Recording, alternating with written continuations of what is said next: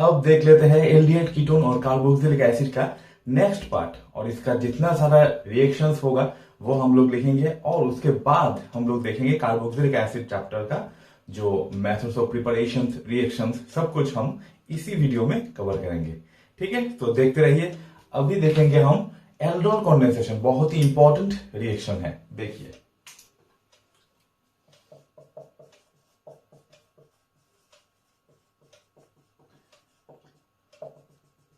ये जो aldol condensation है, इसका कंडीशन क्या है, मतलब कौन से कंडीशन सेटिस्फाई होने से ये एल्डोल कंडेंसेशन देगा। देखिए, यहाँ पे अल्फा हाइड्रोजन होना बहुत ही जरूरी होता है, अल्फा हाइड्रोजन रहना ही चाहिए। फिर रिएजेंट कौन कौन से यूज कर सकते हो आप लोग, NaOH यूज कर सकते हो, sodium hydroxide, potassium hydroxide, sodium carbonate, ऐसा रिएजेंट यूज कर सकते हो। तो अल्फा हाइड्रोजन होना जरूरी है, और उसके साथ रिएजेंट क्या यूज करेंगे, NaOH, KOH, Na2CO3, ये सब आप लोग यूज कर सकते हो। तो रिएक्शन कैसे होता है और इसका मैकेनिज्म क्या होता है, देखिए। ये हम लोग एसिटाल्डिहाइड ले लिया, ठीक है। तो एसिटाल्डिहाइड, उसके साथ और एक मॉलिक्यूल एसिटाल्डिहाइड लिया, तो क्या होगा, ये दोनों रिएक्ट करके डाइल्यूट, सपोज NaOH ले लिया बेस, उसके साथ रिएक्ट करके फिर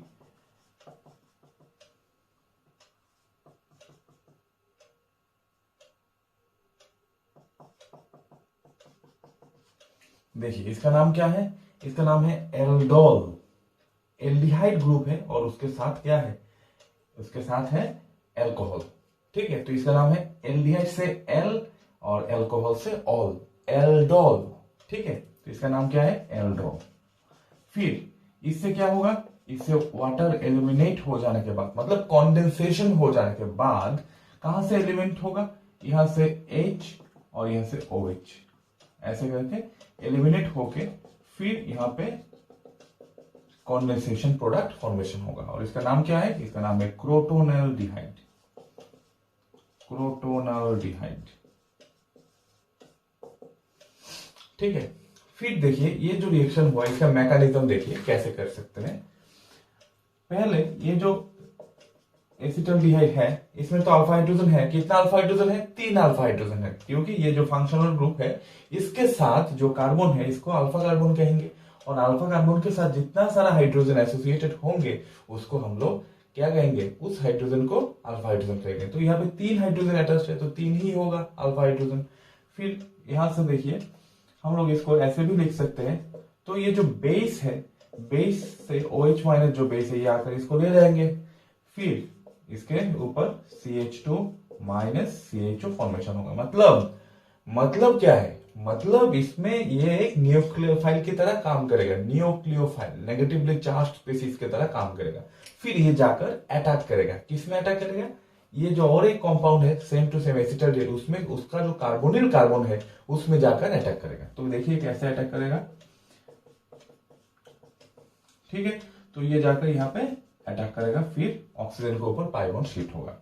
तो फिर क्या मिलेगा, देखिए, ये जो लिख लेते हैं हम लोग, CH3C और O माइनस जाकर किसको अटैक करेगा, ये जो H+ रिलीज हुआ था, ये H+ को ही पकड़ लेंगे, ये H+ को ही फिर से पकड़ लेंगे।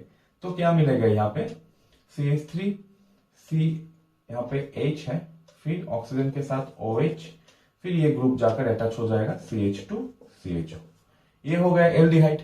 फिर वही सेम बात जो यहां पे भी किया, यहां पे भी करेंगे, तो ये H+ यहां पे डबल बॉन्ड करेगा और ये निकल जाएगा, और बाद में क्या होगा, ये ही क्रोटोनैल्डिहाइड फॉर्मेशन होगा। ठीक है, तो ये जो कंपाउंड है, ये कंपाउंड बहुत ही इंपॉर्टेंट कंपाउंड है, और ये जो कंपाउंड एल्डोल, हम लोगों ने यहाँ पे एल्डोल लिखा था, तो ये मतलब ये उसका और एक भी नाम लिख सकते हो, बीटा हाइड्रोक्सी एल्डिहाइड। इसका नाम क्या हो सकता है, बीटा हाइड्रोक्सी एल्डिहाइड, ये भी आप लोग कह सकते हो। ठीक है, तो नोट डाउन कर लीजिए। फिर हम लोग देखेंगे क्रॉस एल्डोल कंडेंसेशन किसको कहते हैं। ठीक है, लिख लीजिए। तो चलिए अब देख लेते हैं क्रॉस एल्डोल कंडेंसेशन किसको कहते हैं।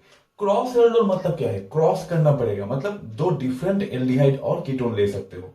ठीक है, तो ये जो एल्डिहाइड है, एक होगा मतलब एक एल्डिहाइड सेम होगा, मतलब ये एक जो एल्डिहाइड आप लेंगे इसके साथ और एक जो एल्डिहाइड लेंगे और कीटोन लेंगे, मतलब कार्बन नंबर में डिफरेंस होना चाहिए। तो कैसे होगा देखिए, ये एक एसिटाल्डिहाइड ले लिया, फिर इसके साथ प्रोपानोल्डिहाइड ले सकते हैं आप लोग। दो डिफरेंट एल्डिहाइड ले लिया, इसमें भी अल्फा हाइड्रोजन है, इसमें भी अल्फा हाइड्रोजन है, अल्फा हाइड्रोजन रहना तो जरूरी है। यहाँ पे कितना है, यहाँ पे 2 अल्फा हाइड्रोजन, यहाँ पे 3 अल्फा हाइड्रोजन है, तो नंबर के ऊपर तो डिपेंड नहीं करेगा, फिर भी बोल रहा हूं मैं।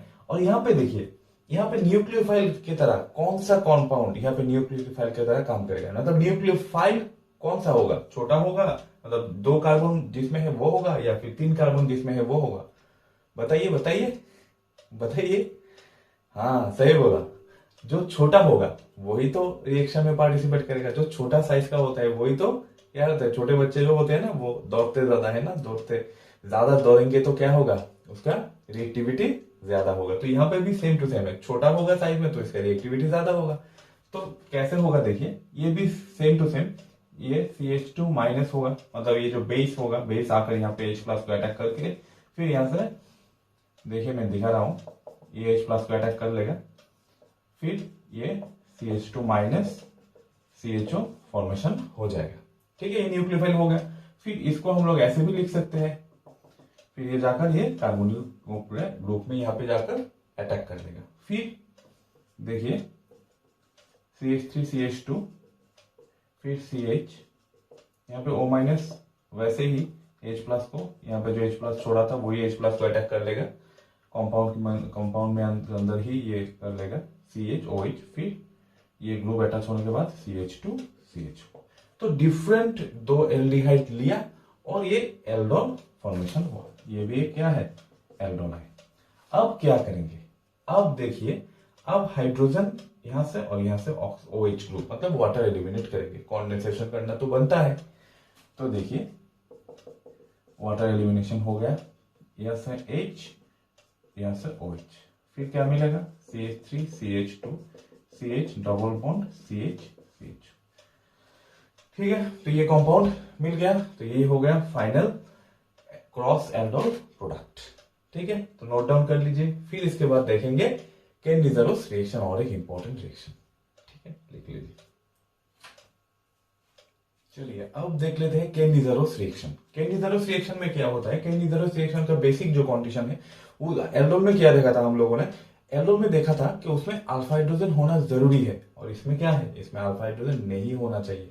ठीक है, तो alpha hydrogen no alpha hydrogen, और दूसरा रीजन क्या होगा, कॉन्सेंट्रेटेड NaOH ले सकते हो और KOH ले सकते हो। ठीक है, और 50% जो कॉन्सेंट्रेटेड NaOH और KOH भी ले सकते हो। तो रिएक्शन कैसे होता है देखिए, यहाँ पे ये जो कंपाउंड है फॉर्माल्डिहाइड, इसमें तो कोई अल्फा हाइड्रोजन है नहीं, तो ये 2 मोलिक्यूल लेने से क्या होगा, 50% NaOH दे सकते हो।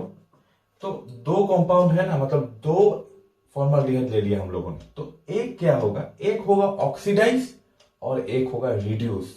तो आप लोगों को तो पता ही है, आप लोगों को क्या पता है, aldehyde on oxidation will give क्या क्या देता है, कार्बोक्सिलिक एसिड। करेक्ट, तो कार्बोक्सिलिक एसिड जो होगा, कार्बोक्सिलिक एसिड ये बेस के साथ रिएक्ट करके, मतलब NaOH तो दिया है हम लोगों ने यहाँ पे, तो एसिड और बेस मिलके क्या होगा, सॉल्ट होगा। तो एक बनाएगा एक ही कार्बन का सॉल्ट, पहले होगा HCOOH, मतलब फॉर्माल्डिहाइड बनेगा फॉर्मिक एसिड, फिर फॉर्मिक एसिड NaOH के साथ रिएक्ट करके क्या होगा, सोडियम फॉर्मेट, फिर उसके साथ ये तो हो गया ऑक्सीडेशन पार्ट, और उसके साथ होगा एक रिड्यूस पार्ट, तो इसका रिडक्शन करके क्या मिलेगा, मिथानॉल मिलेगा। ठीक है, क्योंकि आप लोगों को पता ही है aldehyde on reduction will give alcohol. चलिए नेक्स्ट देख लेते हैं, बेंजाल्डिहाइड है, और ये भी हम लोग अगर 2 मोलिक्यूल ले लिया, सेम रिएजेंट ले लिया, सपोज आप लोग यहाँ पे 50% KOH लिख लीजिए, कोई बात नहीं, KOH ले लिया, तो एक मोलिक्यूल क्या होगा, ऑक्सीडाइज होगा, K होगा C6H6COO, मतलब सोडियम, ये क्या है, ये कौन सा कंपाउंड है, फॉर्माल्डिहाइड तो ये है, और ये है बेंजाल्डिहाइड। तो ये बेंजाल्डिहाइड, दो मॉलिक्यूल लिया हम लोगों ने यहाँ पे, तो दो बेंजाल्डिहाइड एक दूसरे के साथ रिएक्ट करके क्या होगा, ऑक्सीडाइज होकर एक होगा पोटेशियम बेंजोएट, और उसके साथ रिडक्शन होकर बेंजाइल अल्कोहल बना देगा। ठीक है, तो यही है पूरा केनिज़रो रिएक्शन का राज। फिर आप लोग अगर क्रॉस केनिज़रो करेंगे तब क्या करेंगे, देखिए क्रॉस केनिज़रो अगर करेंगे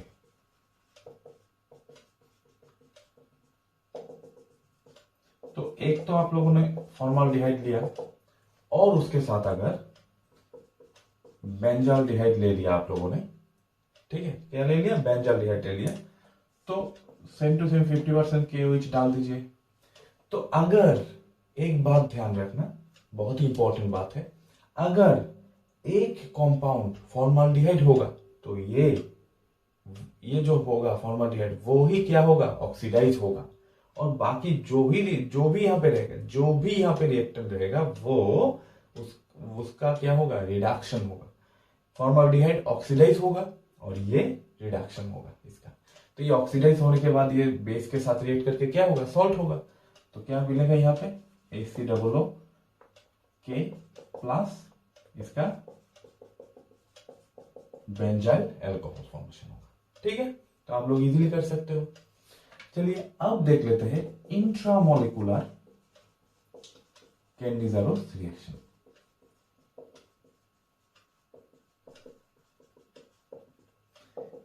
इंट्रामोलिकुलर केनिज़रो रिएक्शन, तो इसमें क्या होता है, देखिए इंट्रामोलिकुलर केनिज़रो रिएक्शन में हम लोग एक ही कंपाउंड में, ये जो ग्लाइकोजल है इसमें अगर 50% KOH डाल दिया तो क्या होगा, एक होगा ऑक्सीडाइज और एक होगा रिड्यूस।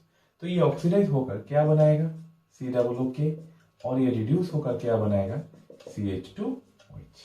ऐसे करके हो जाएगा, मतलब एक ही कंपाउंड में हो रहा है ना, इसलिए इसका नाम क्या है, इंट्रामोलिकुलर। मींस इंट्रामोलिकुलर मतलब एक ही मॉलिक्यूल के अंदर क्या हो रहा है, केनिज़रो रिएक्शन हो रहा है। फिर और एक एग्जांपल ले सकते हो,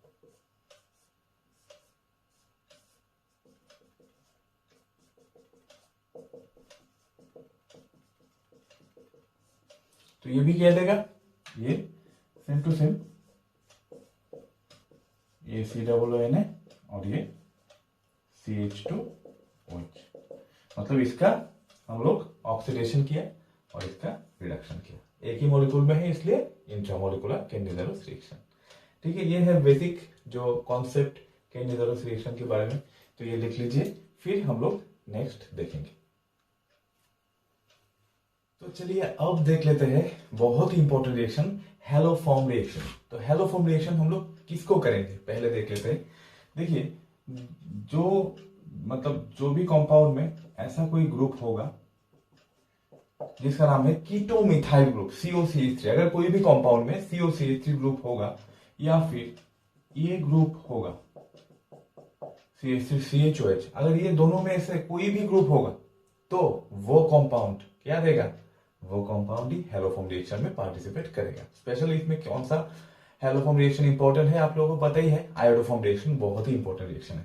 तो देखिए इसका दो पार्ट होता है, एक होता है हेलोजिनेशन और एक होता है हाइड्रोलाइसिस। तो कैसे करते हैं देखिए, बहुत ही इंटरेस्टिंग है, बहुत ही इजी है, देख लीजिए फिर इजीली आप लोग कर सकते हो।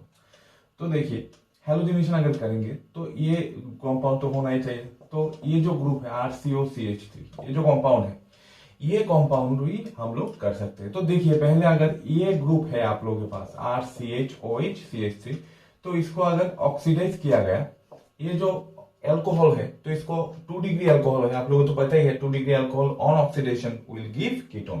तो ये इसको पहले कीटोन में कन्वर्ट करना पड़ेगा।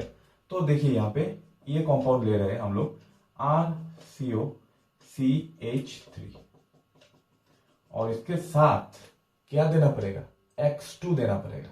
ठीक है, तो X2 देने से क्या होगा, एक मॉलिक्यूल नहीं 3 मॉलिक्यूल देना पड़ेगा। तब देखिए यहां पे क्या होगा, ये जो कंपाउंड है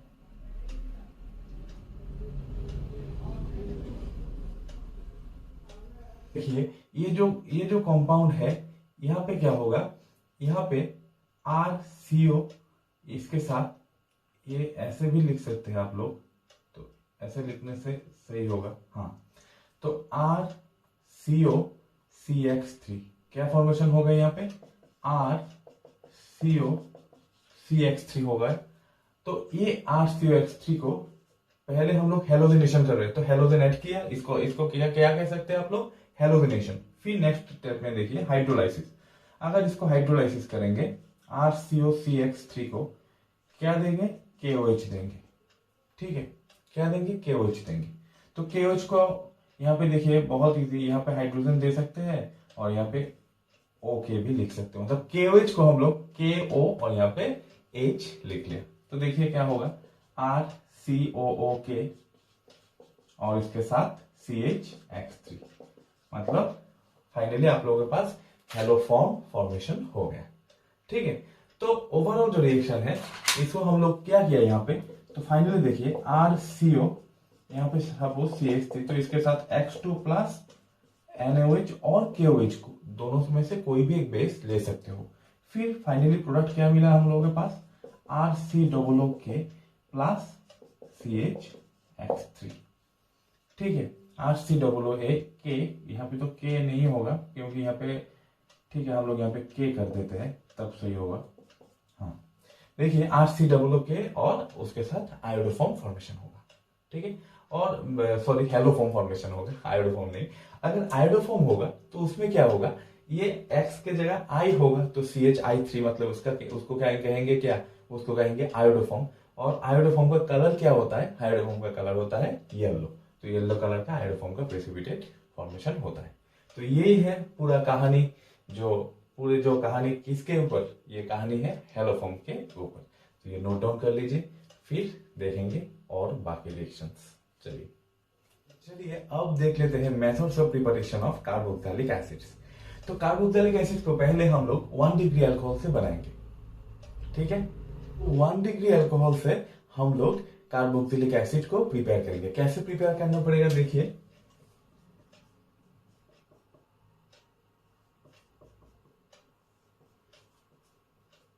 ये जो 1 डिग्री अल्कोहल है RCH2OH, फिर इसको ऑक्सीडाइज करना पड़ेगा।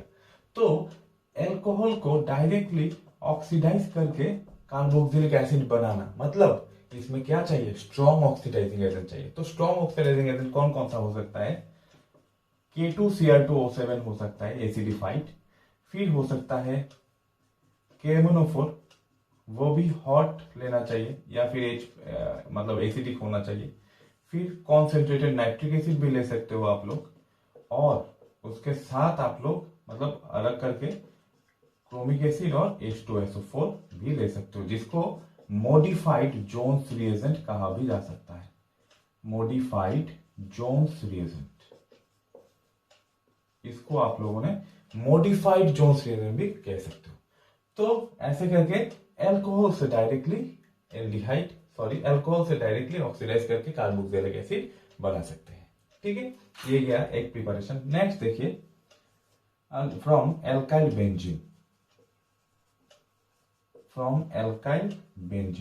बेंजीन को भी आप लोग KMnO4 देकर डायरेक्टली कार्बोक्सिलिक एसिड बना सकते हो। कैसे, अगर मान लो यहाँ पे CH3 मतलब टोलुइन है, फिर इसको आप लोगों ने क्या किया, अल्कालाइन KMnO4 दे दिया, क्या दे दिया, अल्कालाइन KMnO4। फिर ये ऑक्सीडाइज होकर, ये जो CH3 ग्रुप है ये ऑक्सीडाइज होकर COOH में कन्वर्ट हो जाएगा, ठीक है। फिर यहाँ पे अगर इसके जगह ऐसे भी ग्रुप है, फिर भी क्या होगा, ऑक्सीडाइज होकर एल्कालाइन KMnO4 के प्रेजेंस में ऑक्सीडाइज होकर क्या होगा, COOH में कन्वर्ट हो जाएगा। एक बात ध्यान में रखना, यहाँ पे अल्फा हाइड्रोजन होना बहुत ही जरूरी है, ठीक है। अल्फा हाइड्रोजन होना चाहिए, अल्फा हाइड्रोजन होगा तो ये कन्वर्ट हो जाएगा। अल्फा हाइड्रोजन नहीं रहेगा यहाँ पे तो ये रिएक्शन नहीं करेगा, ठीक है। तो ऐसे करके भी हम लोग कार्बोक्सिलिक एसिड प्रिपेयर कर सकते हैं। तो आप लोग ये नोट डाउन कर लीजिए, फिर नेक्स्ट जो कार्बोक्सिलिक एसिड का प्रिपरेशन है वो देखेंगे, नोट डाउन कर लीजिए। नेक्स्ट जो प्रिपरेशन है ये है हाइड्रोलाइसिस। हाइड्रोलाइसिस करेंगे, किस किस को हाइड्रोलाइसिस करेंगे, देखिए पहले साइनाइड्स को हाइड्रोलाइसिस करेंगे तो RCN एल्काइन जो साइनाइड ग्रुप है उसको हाइड्रोलाइसिस करने के बाद क्या मिलेगा, कंप्लीट हाइड्रोलाइसिस होने के बाद कार्बोक्सिलिक एसिड फॉर्मेशन होगा। ठीक है, यहाँ पे 3 मॉलिक्यूल क्या होगा, OH और H मतलब H2O 3 मॉलिक्यूल देने से क्या होगा, ये कन्वर्ट होकर कार्बोक्सिलिक एसिड पे कन्वर्ट हो जाएगा। फिर देखिए from acid derivatives, acid derivatives जितना सारा है सबको हाइड्रोलाइसिस करने के बाद कार्बोक्सिलिक एसिड मिलेगा ही। तो पहले देख लेते हैं एसिड क्लोराइड जो होता है, इसमें भी आप लोग अगर पानी डाल देंगे तो क्या होगा, देखिए HCl निकल जाएगा और इसके साथ कार्बोक्सिलिक एसिड प्रिपेयर हो जाएगा। फिर एसिड डेरिवेटिव क्या है, एमाइड, एसिड एमाइड जो होता है इसको भी आप लोग ऐसे करके H2 देंगे तो क्या होगा, NH3 निकल जाएगा और कार्बोक्सिलिक एसिड प्रिपेयर हो जाएगा। फिर एस्टर भी ले सकते हो आप लोग, इसको भी आप लोग हाइड्रोलाइसिस कर दो। फिर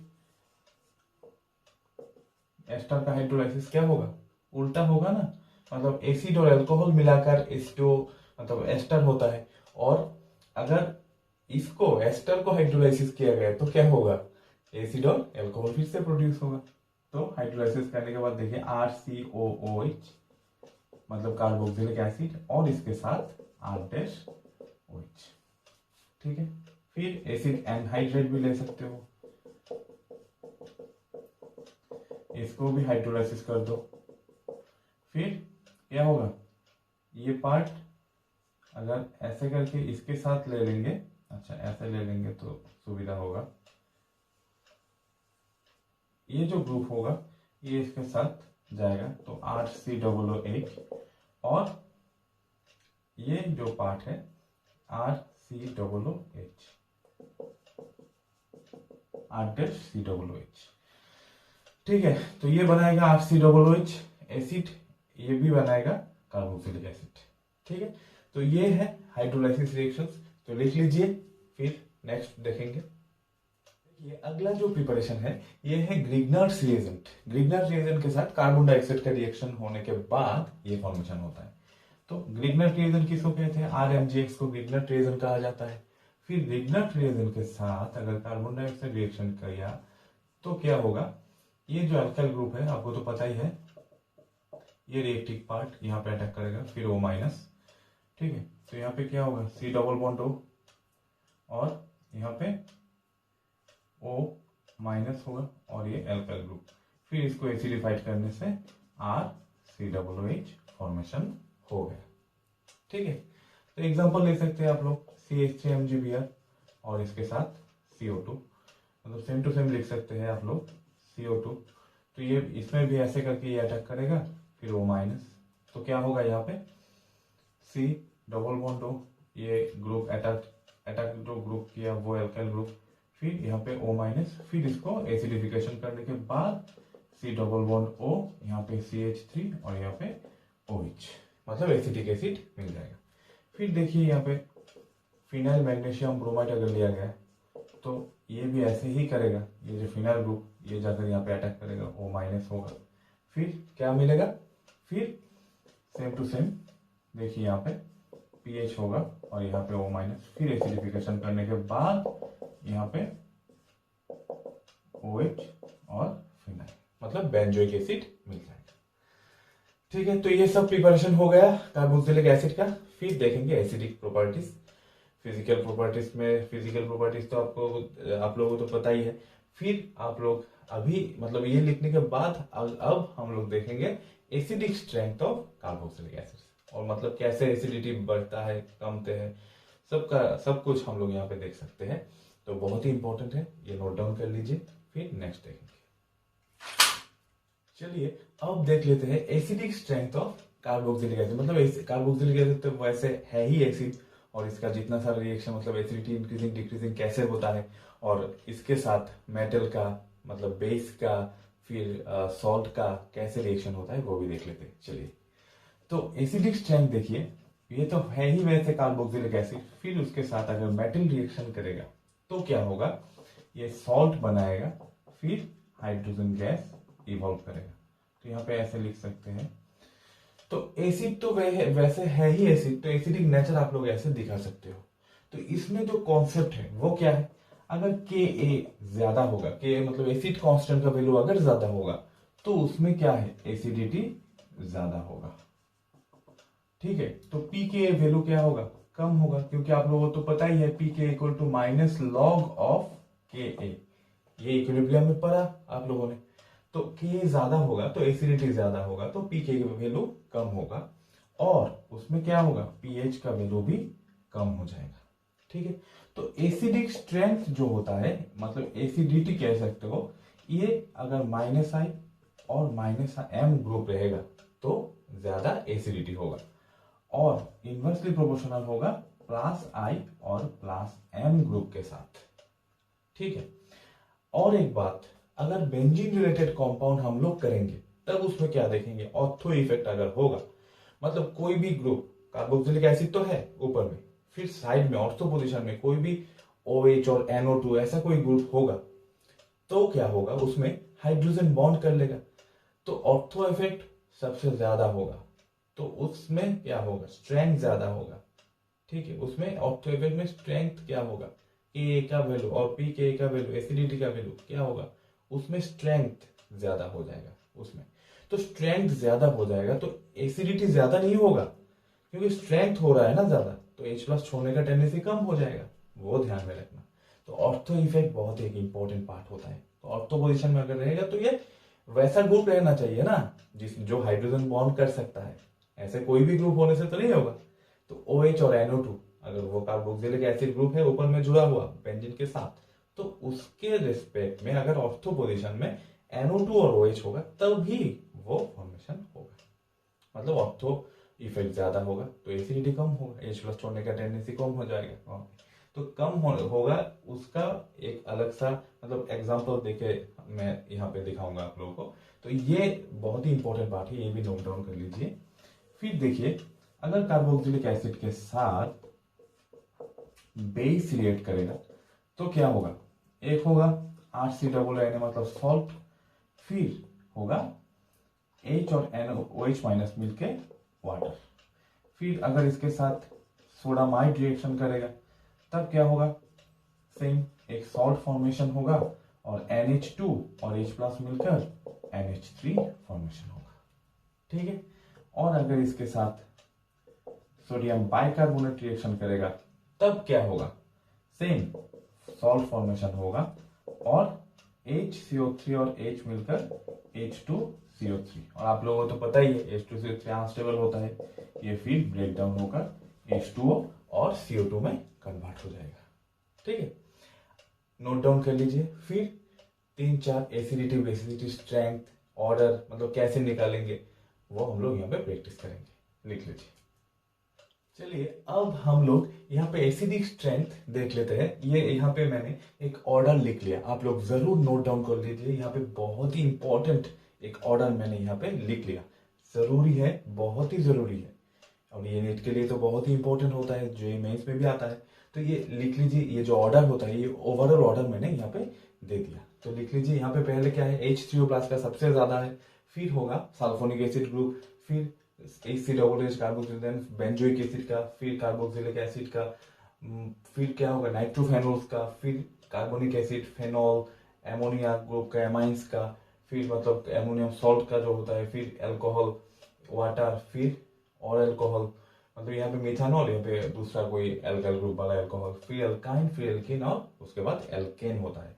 तो देखिए, अगर हम लोग यहाँ पे एसिडिक स्ट्रेंथ कंपेयर किया है, यहाँ पे देखिए, तो पहले 1 2 3 ऐसे करके मैं 4 एग्जांपल यहाँ पे ले लिया, बहुत ही इंपॉर्टेंट है। तो यहाँ पे क्या होगा, देखिए ये ऑर्थो पोजीशन में है, ये मेटा पोजीशन में है, और ये पैरा पोजीशन में है। तो ये तो है मिथाइल ग्रुप। तो मिथाइल ग्रुप रहने से क्या होता है, मिथाइल ग्रुप सामने रहने से ये क्या होता है, प्लासा इफेक्ट ज्यादा होता है। तो प्लासा इफेक्ट ज्यादा होता है तो क्या होगा, ये इलेक्ट्रॉन डोनेट करेगा। ठीक है, इलेक्ट्रॉन डोनेट करेगा, तो ये इलेक्ट्रॉन डोनेट करेगा तो ये क्या होगा, OH ग्रुप का स्ट्रेंथ बढ़ जाएगा।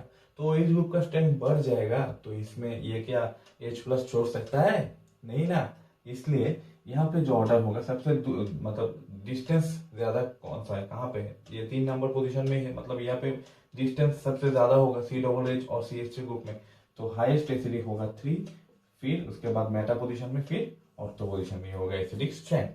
फिर देख लेते हैं, देखिए यहाँ पे NO2 ग्रुप है, ये बेंजीन है, COOH तो है ही, और ऑर्थो पोजीशन में NO2, मेटा पोजीशन में NO2 और पैरा पोजीशन में NO2। तो ऑर्थो पोजीशन में मैंने क्या बोला था, NO2 ग्रुप अगर रहेगा तो उसमें क्या होगा, बॉन्ड का जो स्टेबिलिटी होगा, तो बॉन्ड का स्टेबिलिटी सबसे ज्यादा होगा यहाँ पे ना।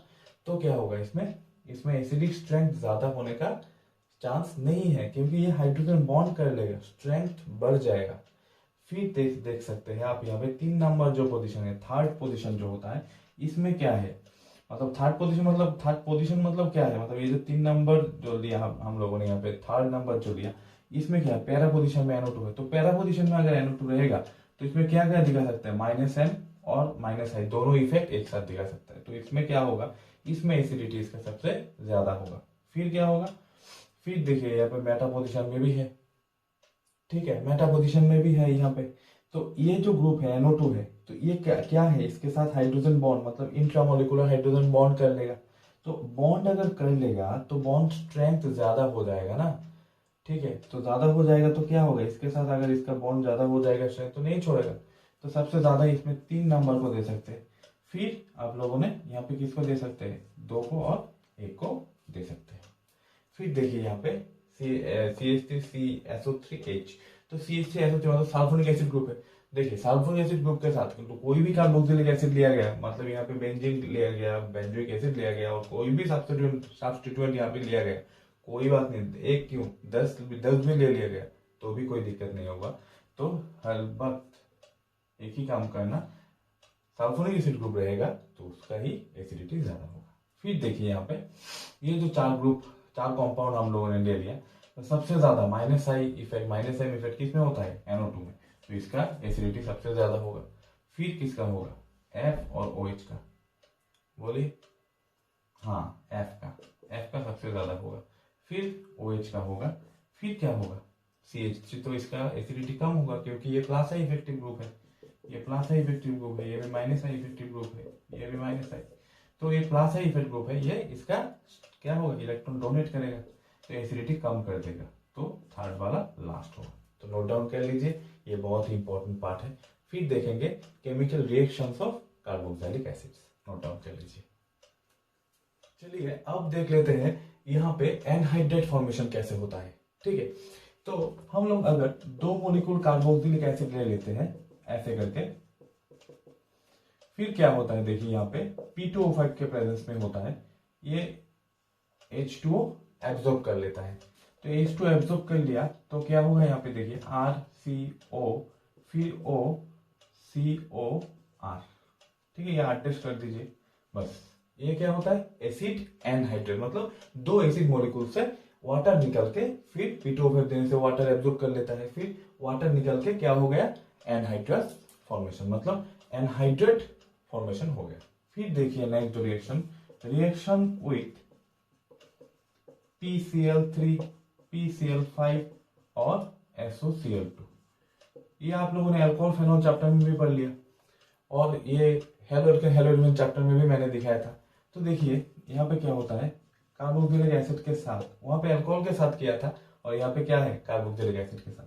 तो कार्बोक्सिलिक एसिड के साथ अगर PCl5 लिया गया, या फिर PCl3 लिया गया, या फिर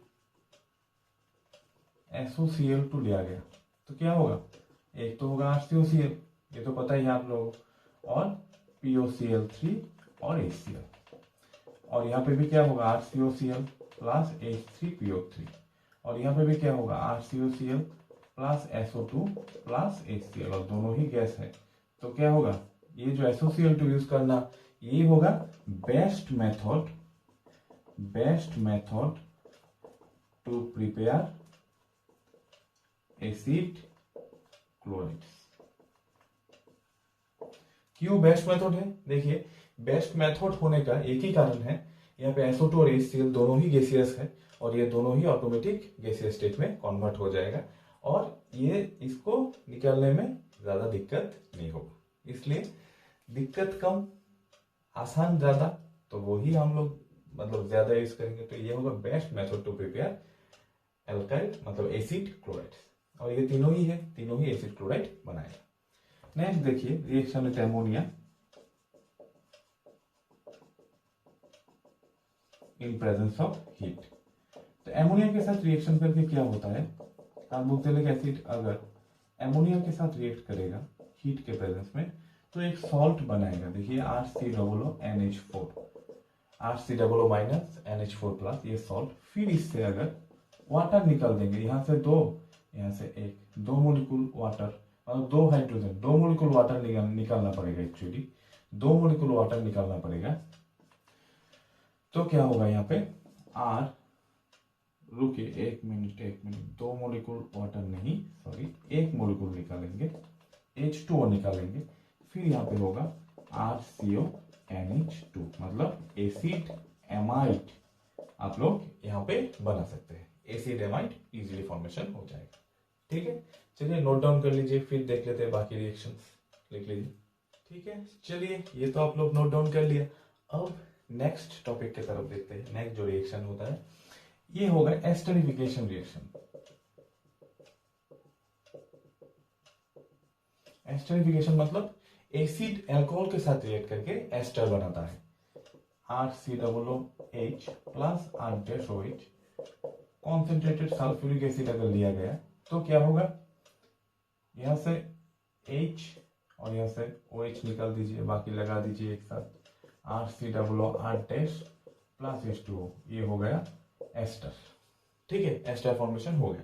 तो एस्टरिफिकेशन रिएक्शन में जो ऑर्डर होता है किसका, कार्बोक्सिलिक एसिड बोलिए और अल्कोहल बोलिए, दोनों का ही ऑर्डर ऐसे ही होता है कि अगर ग्रुप छोटा होगा तो उसका रिएक्टिविटी ज्यादा होगा, एसिड छोटा होगा, अल्कोहल छोटा होगा साइड में, तो उसका रिएक्टिविटी ज्यादा होता है।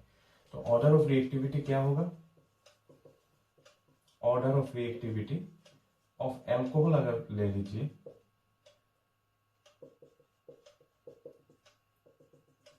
तो सबसे ज्यादा होगा इसका मिथाइल अल्कोहल, फिर इथेनॉल, फिर अगर ऐसे करके साइज बढ़ता रहेगा तो उसका ज्यादा होगा।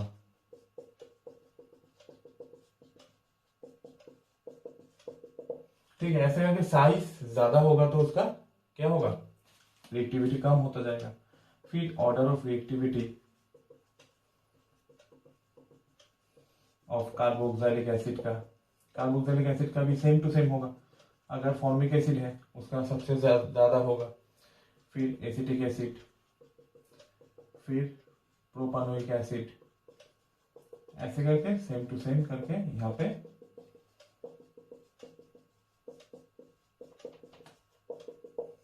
साइज ज्यादा होगा तो उसका क्या होगा, रिएक्टिविटी कम होता जाएगा।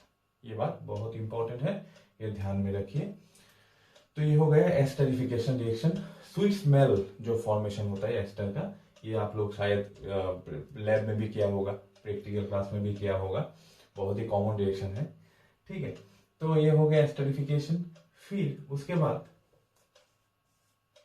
अब देखेंगे रिडक्शन ऑफ कार्बोक्सिलिक एसिड।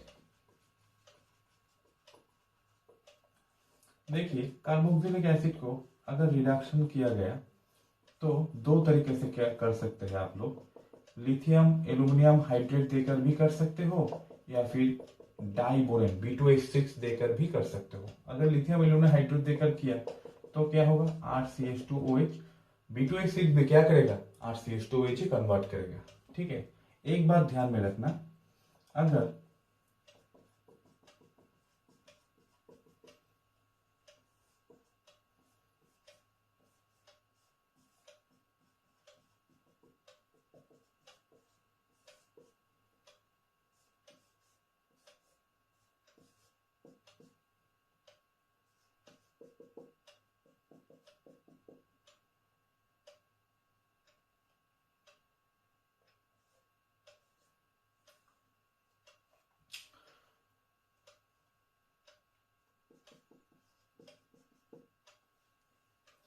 हाँ देखिए ये बहुत ही इंपॉर्टेंट है, ये जो कार्बोक्सिलिक एसिड ग्रुप है इसको अगर कन्वर्ट किया गया RCH2 CH2OH मतलब अल्कोहल में कन्वर्ट किया गया, तो इसमें हम लोग लिथियम एल्यूमिनियम हाइड्राइड यूज करेंगे क्योंकि ये स्ट्रॉन्ग रिड्यूसिंग एजेंट है। अगर यहाँ पे देखिए एक COOH ग्रुप है और यहाँ पे NO2 है, अगर दोनों को रिडक्शन करना है ना, तब आप लोग लिथियम एल्यूमिनियम हाइड्राइड यूज कर सकते हो। अगर इस एक को करना है मगर मतलब ये COOH ग्रुप को ही अल्कोहल में कन्वर्ट करना है, तब वहां पे B2H6 यूज करना मत भूलिएगा। बहुत ही इंपॉर्टेंट रिएक्शन है, नोट डाउन कर लीजिए। फिर हम लोग देखेंगे डिकार्बोक्सिलेशन रिएक्शन, नोट डाउन कर लीजिए। चलिए अब देख लेते हैं डिकार्बोक्सिलेशन रिएक्शन।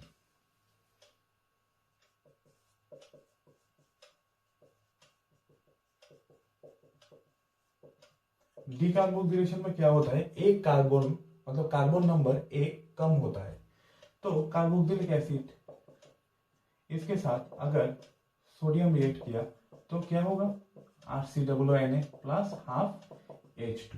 ये जो sodium salt of carboxylic acid है, इसके साथ अगर NaOH और कैल्शियम ऑक्साइड हीट के प्रेजेंस में लिया गया तो क्या होगा, देखिए ये जो Na2CO3 ये निकल जाएगा, फिर एल्केन हो जाएगा, RH प्लस Na2CO3 हो जाएगा। डी कार्बोक्सिलेशन मतलब carboxyl group in the form of Na2CO3 मतलब in the form of carbonate निकल जाएगा और एल्केन मिल जाएगा।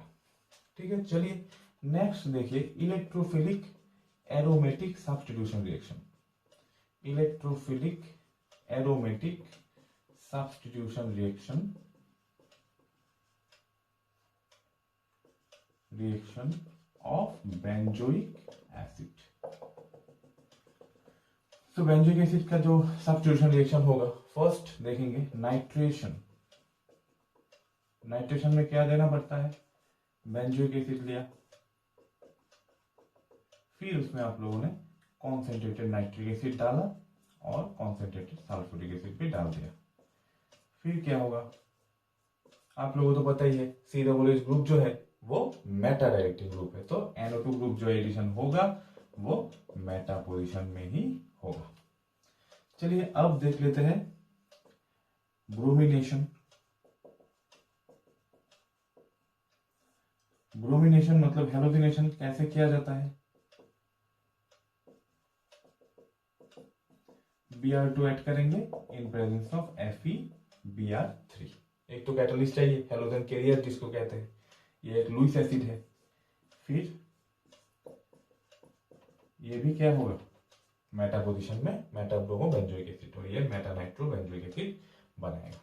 एक बात ध्यान में रखना, बेंजोइक एसिड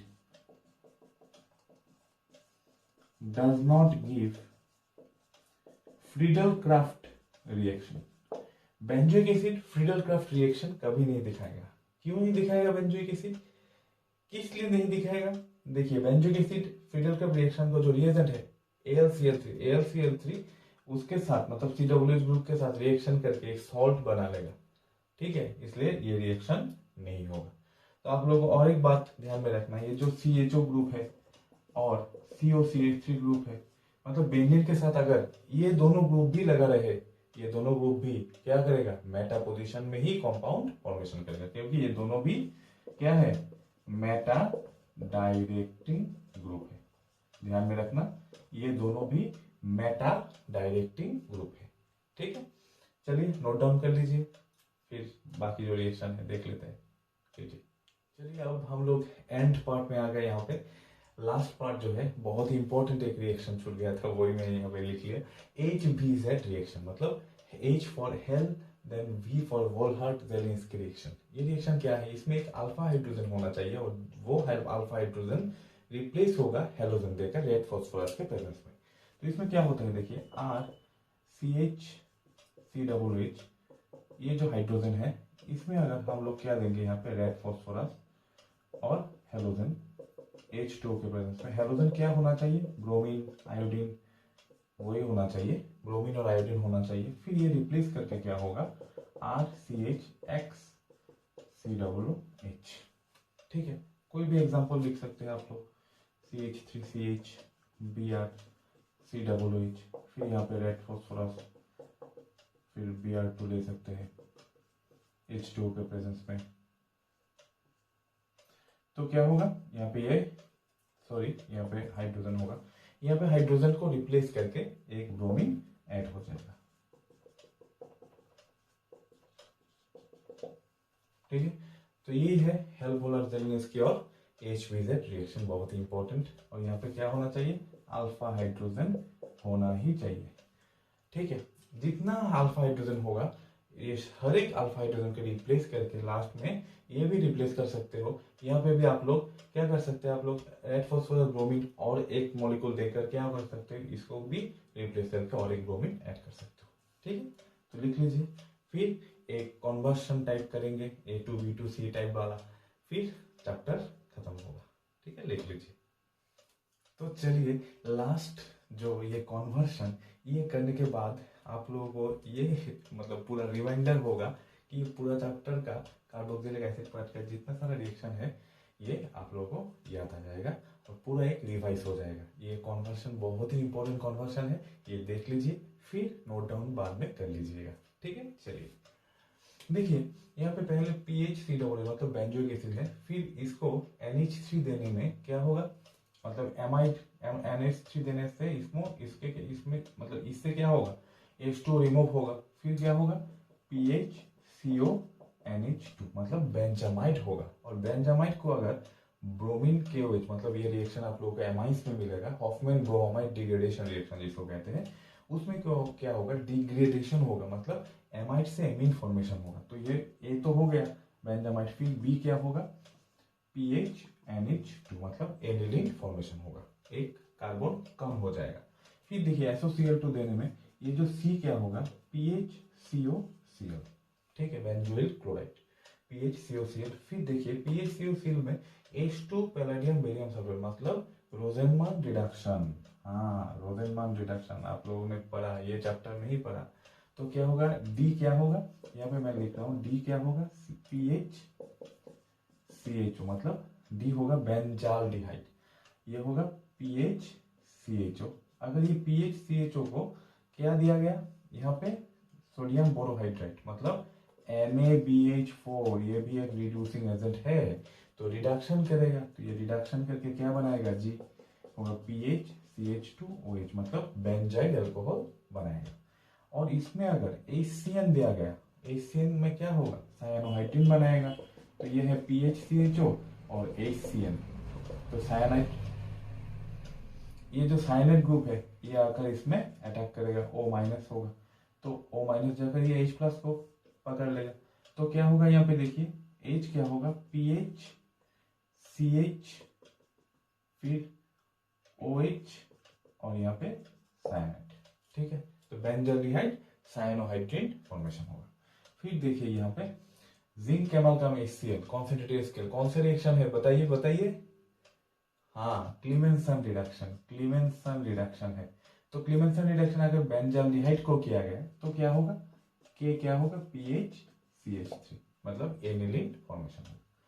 फिर 50% KOH बेंजाल्डिहाइड को कराया था, 10-15 मिनट पहले ही किया था, कौन सा रिएक्शन बताइए, केन-नीज़ारोस रिएक्शन, सही पकड़ा आपने, केन-नीज़ारोस रिएक्शन। तो केन-नीज़ारोस रिएक्शन में यहाँ पे क्या होता है, एक होता है ऑक्सीडेशन, एक होता है रिडक्शन। तो 50% KOH दिया, तो ये क्या होगा, एक होगा PHCOOK, ये I और J क्या होगा, PHCH2OH।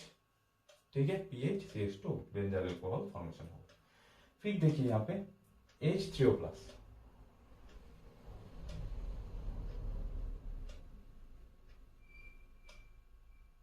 फिर देखिए यहाँ पे H3O प्लस मतलब ये जो इस PHCOCl है इसको क्या किया गया, वाटर ऐड किया, तो E क्या होगा, PH फिर से COOH।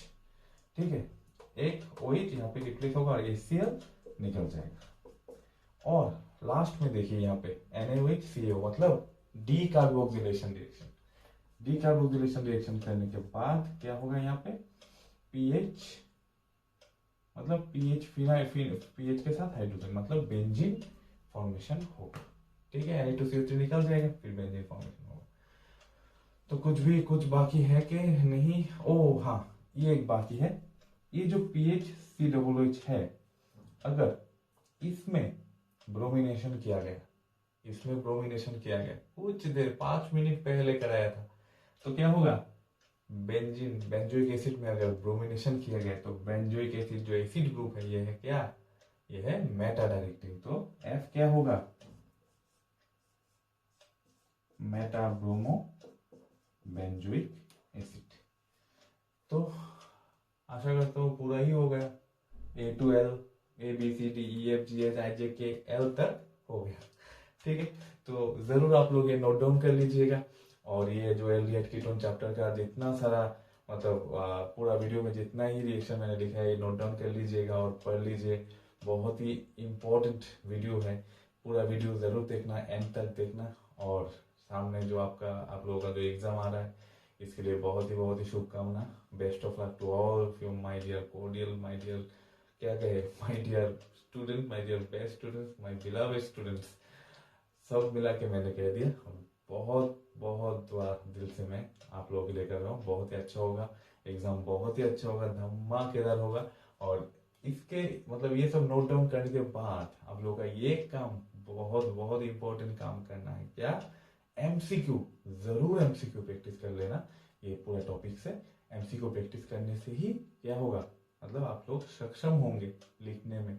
मतलब एमसीक्यू प्रैक्टिस करने के बाद ही एक्टिवेट होंगे आप लोगों का जो मतलब क्या कहते हैं इसको, लाइट जलेगा कब, जब आप लोग ज्यादा के ज्यादा एमसीक्यू प्रैक्टिस करेंगे। ठीक है, तो again best of luck to all of you and thank you, thanks for watching this video, thank you.